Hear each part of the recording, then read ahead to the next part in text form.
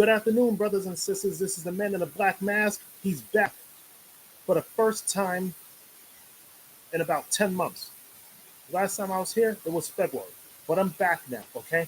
I'm glad I finally found something to share with y'all because this is still the talk of the town, as you see, okay? Yes, this is still being talked about, so it's not so old news after all. No, it's not old, okay? Because I have a few more articles I want to read to you about sometime this week, okay? I'm not going to say when, but I will say sometime this week. Yes, convicted George Floyd killer Derek Chauvin is stabbed in federal prison. And this was November 23rd, 24th, I think. Yeah, it was Thanksgiving week, long story short. And it wasn't published until about the 25th of November, which was last week. And here we are, December 2nd, okay? Yes, there will be more to come later this week regarding the George Floyd incident, okay? And Derek Chauvin, because let me tell you something. I myself predicted somewhere down the line that something would happen to Derek Chauvin when he's in federal lockup. I'm sure some of you have predicted it too. And those of you that did, you're right. I know I am. Because let me tell you something. Racist people like that do not last very long in prison. Racial discrimination has consequences. And the rules, unfortunately, apply to Mr. Derek Chauvin. Okay? Yeah. But what they haven't said yet was whether or not he's still in intensive care. Okay? No comment on that as of yet. But if you know anything, if you want to share, then just drop a comment under the screen, okay? But here is the man in the black mask reading this article, okay? I experienced racism as a child and as an adult, so I have no problem sharing this story with you whatsoever. Racism will never go away. Now, Derek Chauvin was seriously injured after being stabbed in federal prison by a fellow inmate. Minnesota Attorney General Keith Ellison confirmed Saturday, November 25th. I am sad to hear that Derek Chauvin was the target of violence, Ellison said. He was duly convicted of his crimes, and like any incarcerated individual, he should be able to serve his sentence without fear of retaliation or violence. Well, not necessarily true in the case of Derek Chauvin, is it? The fuck out of here. That is far from the truth. Okay? That will never be true. Anybody can be targeted for retaliation. And unfortunately, that's what happens when you're locked up, you know?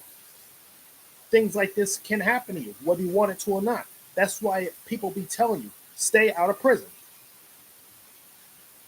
The disgraced cop who is serving 22 and a half years for the May 2020 death of George Floyd should be able to serve his prison stint without fear of retaliation or violence, Ellison told the Washington Post through a spokesman. Chauvin, 47, was attacked around 12:30 p.m. November 24th at the Federal Correctional Institution in Tucson. The Bureau of Prisons has not identified the attacker. If I had to guess, he probably was black. Probably a black guerrilla army cat. Chauvin was later listed in stable condition and is expected to survive, sources told ABC News. The Bureau of Prisons has not identified the attacker. Prison employees performed life-saving measures before Chauvin was hospitalized, the federal agency said. Chauvin's attacker was also taken to the hospital for treatment. Let me guess, psychiatric evaluation? Shit. I wouldn't be surprised. I sure hope that guy was not mentally ill. No employees were injured, and the FBI was notified, the Bureau of Prisons said. Visiting at the facility has been suspended. The prison has a violent history. I mean, don't all prisons have violent histories of some sort? In November 2022, an inmate pulled a gun and tried to shoot a visitor in the head, but failed when the weapon misfired. Oh well. In May 2018, disgraced former Michigan State University and USA gymnastics doctor Larry Nassar was assaulted at the same prison and subsequently transferred out. Well, bully for him. He's going to need solitary. Mr. Nassar. Fuck him too, you know. He preyed upon kids. I feel all fucking child molesters should burn in hell. Because I'm dating this girl, you know what I'm saying, whose cousin's grandmother is a registered sex offender. But I'm not going to drop names because I don't want nobody coming for me. You understand that? When I talk about shit, I don't drop names. Now back to Larry Nassar. After he was stabbed at the same lockup that Derek Chauvin was housed in, Nassar was assaulted again in a Florida federal penitentiary in July. Son of a bitch, fuck you, Mr. Nassar. The stabbing in Arizona comes just 1 week after the U.S. Supreme Court rejected Chauvin's appeal of his second-degree murder conviction. Chauvin claimed new evidence shows he didn't cause Floyd's death, which sparked riots across the country and a prolonged debate on race relations in the U.S. Now that's true. Race relations is still a big problem to this very day, even during the slave era. The attack on Chauvin also comes less than a week after the release of a new crowdfunded documentary, The Fall of Minneapolis, that alleged the narrative surrounding Floyd's death was a lie. The film was produced by Liz Collin, a former anchor at a CBS affiliate in the Twin Cities who was taken off the air during the riots and demoted because her husband, Bob Kroll, was a Minneapolis police union chief at the time. Holy shit.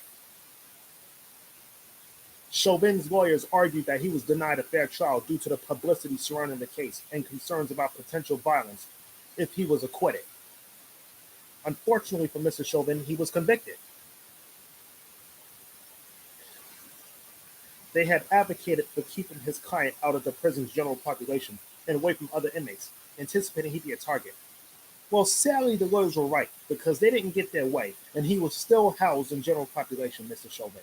And unfortunately, a black inmate was smart enough to retaliate against him and eventually try to kill Derek Chauvin. Now, I read a recent article that stated that Chauvin was stabbed 22 times on Black Friday. Yeah, I will talk about that sometime this week, okay?